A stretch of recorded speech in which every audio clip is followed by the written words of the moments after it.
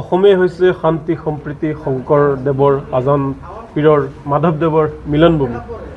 আমি যেতিয়া দুৰ্গা পূজা পাতোঁ আমি সকলোৱে যাওঁ, অহা যোৱা কৰোঁ, আমি ঈদতো যাওঁ, আমি বিহুতো যাওঁ। গতিকে এয়া হৈছে বৃহত্তৰ অসমীয়া জাতিৰ এটা কলা কৃষ্টি সংস্কৃতি আৰু বিশ্ব ইছলাম ধৰ্মৰ পবিত্ৰ মা এয়া। আৰু পবিত্ৰ মা উপলক্ষে সমগ্ৰ বিশ্বতে এতিয়া ইছলাম ধৰ্মী লোকসকলে ৰমজানৰ ৰোজা ৰাখি আছে আৰু সন্ধিয়া সময়ত যিটো আপোনাৰ ইফতাৰ।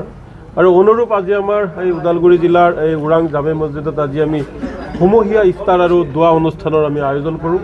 ইয়াত সকলো জাতি জনগোষ্ঠী বিভিন্ন দল সংগঠনৰ লোকে আমাৰ অভিনেতাৰ পৰা আৰম্ভ কৰি সকলো লোকে আমাৰ এই সমূহীয়া যি ইফতাৰ এই ইফতাৰত অংশগ্ৰহণ কৰে। আমি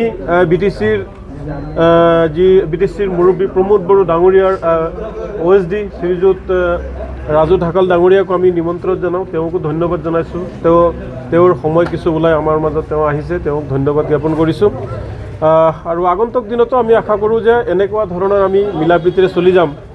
যিটো সময়ত আমাৰ মাজত সাম্প্ৰদায়িকতা গ্ৰাস কৰিছে, হিন্দু মুছলমানৰ ৰাজনীতি কৰি আছে, সেইটো সময়ত আজি ওৰাং জামে মছজিদ এটা শান্তি সম্প্ৰীতিৰ বাৰ্তা। তো এই বাৰ্তাৰ পৰা সকলোকে অনুৰোধ জনাম যে অসমত এনেকুৱা ধৰণৰ সমন্বয় আমাৰ মাজত জীয়াই থাকক, মানুহ আৰু মানৱতা মানুহৰ মাজত বৰ্তি থাকক পৃথিৱী থকালৈকে, যাতে আমি এনেকুৱা মিলি আমি পৃথিৱীৰ ভালৰ হকে, মানৱ জাতিৰ কল্যাণৰ হকে, মানৱ জাতিৰ মংগলৰ হকে যাতে আমি সকলো হিন্দু মুছলমান মিলিজুলি আমি এনেদৰে আল্লাহ ভগৱানৰ ওচৰত দোৱা প্ৰাৰ্থনা কৰিব পাৰোঁ, তাকে আমি কামনা কৰোঁ।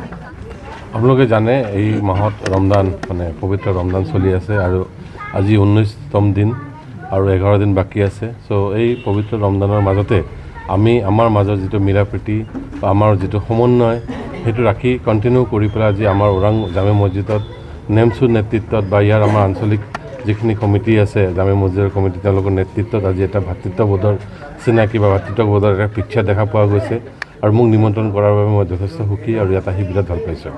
কি বাৰ্তা দিব বিচাৰে বিশ্ববাসীৰ বাৰ্তাটো হ'ল যে আমাৰ মাজত যিটো মিলা প্ৰীতি, আমি চব মানুহ যোনে যি ধৰ্ম পালন কৰি আছে, চবৰে নিজৰ এটা ছিষ্টেম আছে, নিজৰ ছিষ্টেমত চবেই নিজৰ নিজৰ ধৰ্ম পালন কৰি আছে। আমি ইজনে সিজনক সন্মান কৰিব লাগে আৰু নিজৰ মাজত যিটো মিলা প্ৰীতি ভাতৃত্ববোধ ৰাখি পেলাই আমাৰ কামখিনি কৰি যাব লাগে। পবিত্ৰ ৰমজান মাহত সমূহ ইছলাম ধৰ্মী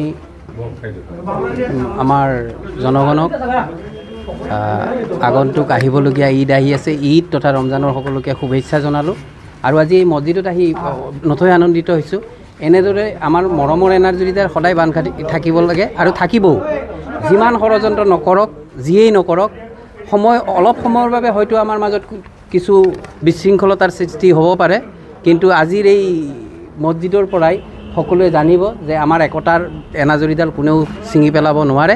আৰু আমি সকলোৱে এনেকৈ মিলিজুলি আমি আগবাঢ়ি যাব লাগিব, অসমখন উন্নতিৰ দিশত লৈ যাব লাগিব। আহক আজি এই ৰমজান মাহত সকলোৱে একত্ৰিত হওঁ, ইজনে সিজনক সহায় কৰোঁ।